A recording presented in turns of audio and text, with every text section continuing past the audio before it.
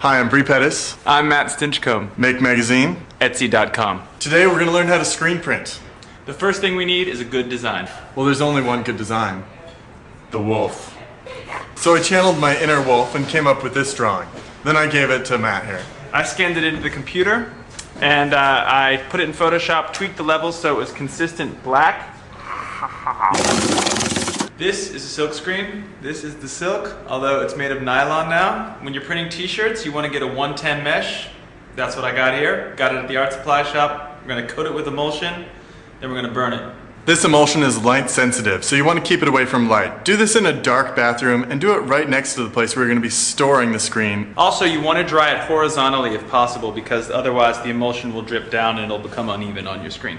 This is my scoop coater. I definitely recommend you getting one of these if you think you're going to be doing screen printing with any regularity, because otherwise your emulsion gets all over the place. It's a total mess and it's always put on unevenly. So, scoop coater, get it. So I got my scoop coater here. I'm going to pour the emulsion in about a ½ an inch across the bottom. This is actually probably a little more than we need for just this one screen, but we can put back what we don't use. So then I'm going to get the emulsion. I'm going to pour it so it's spread evenly across my scoop coater. And a lot of people say you need to do both the inside and the out. I don't think that's true. I just do one coat on the front. That usually works fine. So one big motion.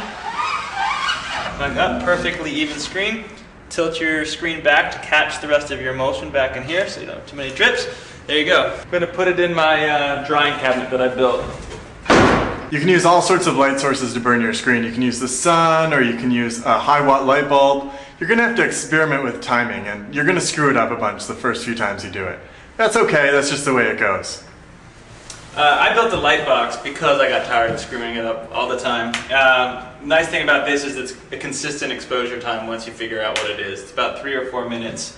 One important thing to remember when you're screen printing, if you're burning your screen from above, like with the sun or a light bulb from up above, you need to have your image the reverse of how you want it to be on your shirt. If you're burning from below, you have it the way you want it to appear on the shirt, and you'll be weighting down from this thing. So I got my screen here. I let it dry for about 45 minutes or an hour. Now I'm going to burn it. So the first thing I'm going to do actually is weight down the screen. If you're really anal, you can actually, put black fabric in here and keep it out from light leaking, but a good solid piece of wood works just fine. So I got my wood over my image. Now I'm going to take this big black vacuum thing from my vacuum press and these roller skates, chosen only because they're heavy. And now I'm going to start the box, and I'm going to expose this for about the next 3 or 4 minutes. And don't look at this, it's unfiltered black light. You'll get a sunburn and burn your retina at the same time.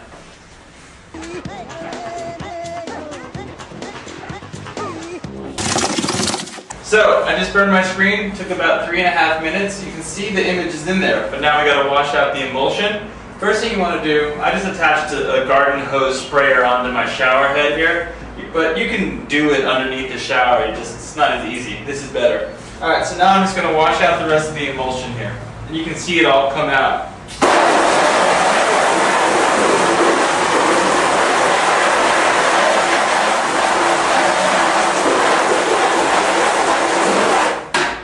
Okay, got my squeegee here, poured some ink along the bottom of the screen. First thing I'm going to do is actually bring the ink across the screen and just flood the image. I'm not going to really put any pressure yet, just to make sure that it's evenly inked. So, brought it across, now it's good and ready. I'm going to push the squeegee down and hold it at about a 60-degree angle. And then I'm going to apply a lot of pressure and bring it right across the image in one swoop. Awesome. Wow, that looks great. Alright, I've got a flash dryer. I'm going to dry the ink, dry the print underneath this thing. It just speeds up the job. It's 15 minutes later, and we've made up t-shirts, we've made up jackets, we've made bags, wood prints on scrap wood. We've got so much wolf gear, we're just ready to start up a wolf gang. Let's set this wolf's eyes on fire. The first step to putting glowing red eyes on your wolf is, of course, to put glowing red eyes on your wolf. So let's get some LEDs here. I'm just going to poke these right through the eyes. Don't do this on a live wolf because that would like make them go blind, but here it's gonna make it look really cool. Here I'm demonstrating what you're gonna want the LEDs to look like on the back of your shirt so that they lie flush against the back. I'm gonna do what's called tinning, which is where you go ahead and you add some solder on here first. Then I'm gonna add the wire on. This makes it a little easier. Don't burn the shirt. For a power source, I've got this little LED flexible light, and I'm gonna rip off the LED and attach my LEDs using this wire that I got off of a telephone cord.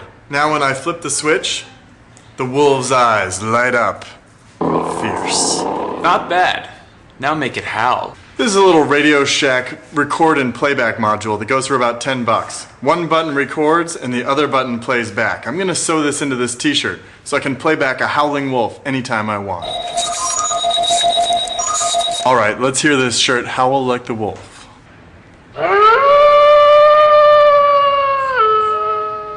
Now it's your turn to go out there and screen print whatever you want. T-shirts, jackets, anything. So go out there, do it, and have a great weekend. Full moon! What's happening to my body?